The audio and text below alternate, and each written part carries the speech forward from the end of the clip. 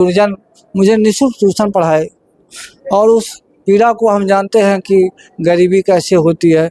मेरे मन में भाव आया कि हम जो है जब तक जिंदा रहेंगे तब तक जो है हमारे गरीब भाई हैं, हमारी बहन है, हमारी बेटी हैं, उनको निःशुल्क पूरा जीवन मैं पढ़ाऊँगा। मेरे मन में भाव आया कि हम जो है जब तक जिंदा रहेंगे तब तक जो है हमारे गरीब भाई हैं, हमारी बहन है, हमारी बेटी हैं, उनको निःशुल्क पूरा जीवन मैं पढ़ाऊँगा। गोरख जी, इसका शुभारंभ आपने किस वर्ष किया कि आप निःशुल्क बच्चों को कोचिंग पढ़ाने लगे? मैं 2001 से यही ट्यूशन पढ़ा रहा हूँ। मतलब 23 साल आपको ऐसा करते हो गया।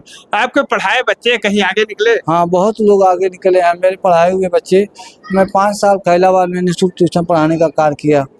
मैं 5 साल बनकटवा विद्यालय सरदार पटेल विद्याबंदी में पढ़ाने का कार्य। नमस्कार, आप देख रहे हैं SMT न्यूज़ 24 और मैं हूं शैलेंद्र मणि त्रिपाठी। इस वक्त हम गोरख चौरसिया के घर पे मौजूद हैं और ये गोरख चौरसिया है जो निःशुल्क बच्चों को कोचिंग पढ़ाने का काम करते हैं। ये खुद दिव्यांग होने के बाद भी बच्चों की निःशुल्क सेवा करते हैं। तो हम आपको दिखाना चाहेंगे, यहाँ पे देखिए, ये हाई स्कूल के बच्चे हैं जो कोचिंग पढ़ने आए हैं। ऐसे कई केंद्र ये चलाते हैं जहाँ पे लगभग सैकड़ों से अधिक बच्चों को ये निःशुल्क शिक्षा देते हैं। तो हम पहले बच्चों से जानेंगे कि क्या नाम बेटा आपका? अजय चौरसिया। कब से आ रहे हो यहाँ पे ट्यूशन पढ़ने? 2 महीने। 2 महीने से। तो ऐसा क्या लगा कि आपको यहाँ पे आना पड़ा? देखा जाता है तमाम शिक्षकों के पास लोग जाते हैं, क्या ये फीस उस लेते हैं आप लोग? नहीं, निःशुल्क पढ़ाते। निःशुल्क पढ़ाते? क्या आपको ही सिर्फ निःशुल्क पढ़ाते हैं या सभी बच्चों को निःशुल्क पढ़ाते सभी बच्चे को। हैं? तो यहाँ जो कोचिंग में पढ़ते हैं समझ में आता है? जी जी। ऐसा कितने बच्चे होंगे जो कोचिंग यहाँ पे पढ़ते होंगे? यहाँ पे सैकड़ों बच्चे होंगे। सैकड़ों बच्चे। तो देखिए, अभी बच्चों ने बताया कि सैकड़ों बच्चे। हम गोरख चौरसिया से बातचीत करें। गोरख चौरसिया जी, ये बताइए, आपके मन में इस तरह की भावना कैसे उत्पन्न हुई कि आप बच्चों को निःशुल्क ट्यूशन पढ़ा रहे हैं?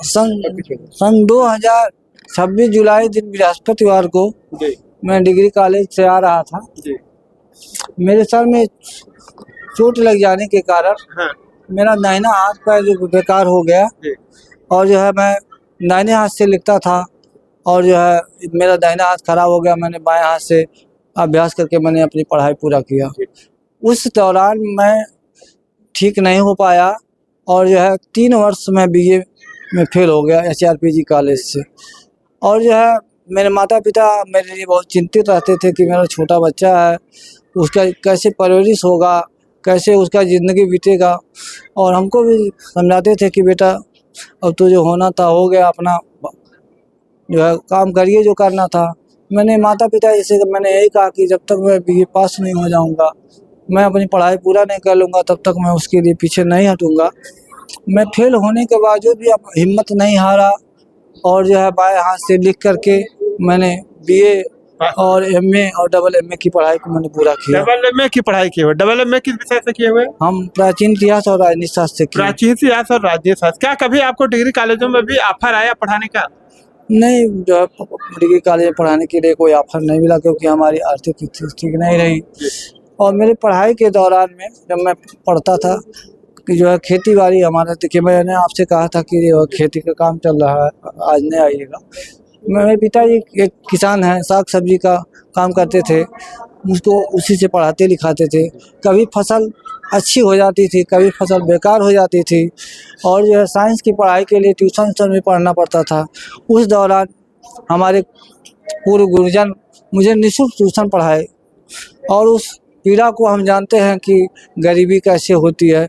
मेरे मन में भाव आया कि हम जो है जब तक जिंदा रहेंगे तब तक जो है हमारे गरीब भाई हैं, हमारी बहन है, हमारी बेटी हैं, उनको निःशुल्क पूरा जीवन मैं पढ़ाऊँगा।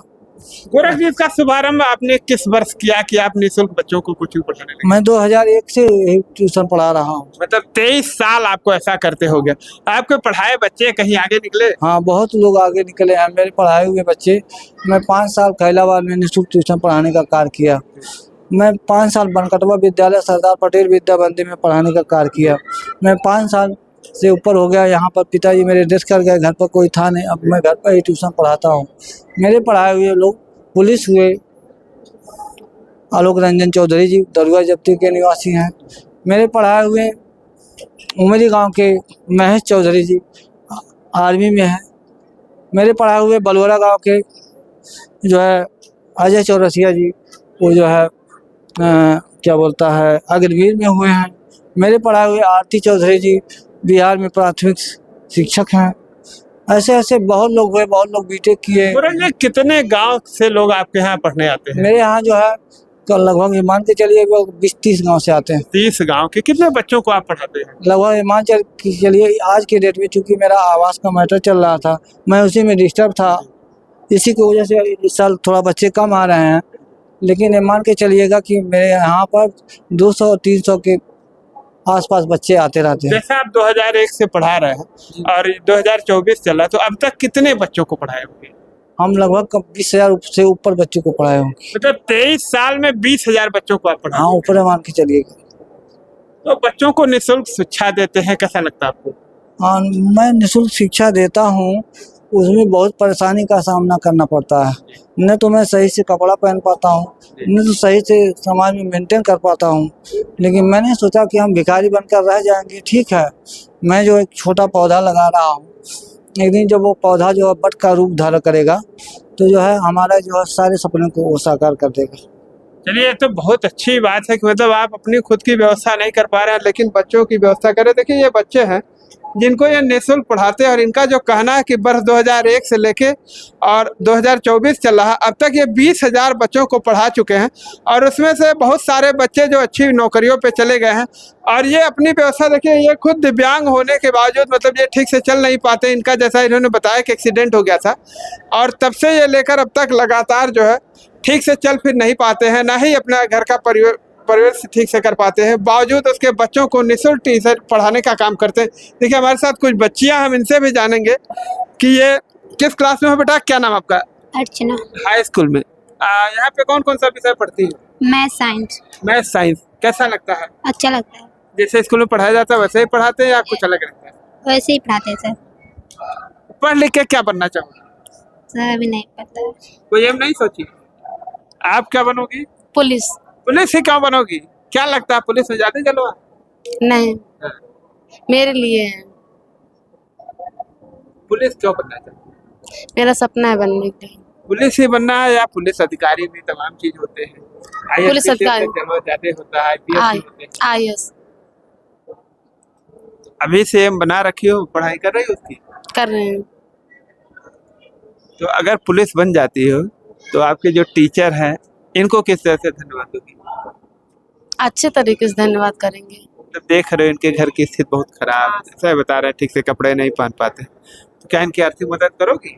हाँ, ऐसा ना हो कि पता लगा जब कमाने लगो तो छोड़ दो, इनको भूल जाओ। करेंगे। तो देखिए, बच्चे जो है काफी जागरूक हैं और बच्चे बता रहे हैं कि ये इनकी आर्थिक मदद भी करेंगे।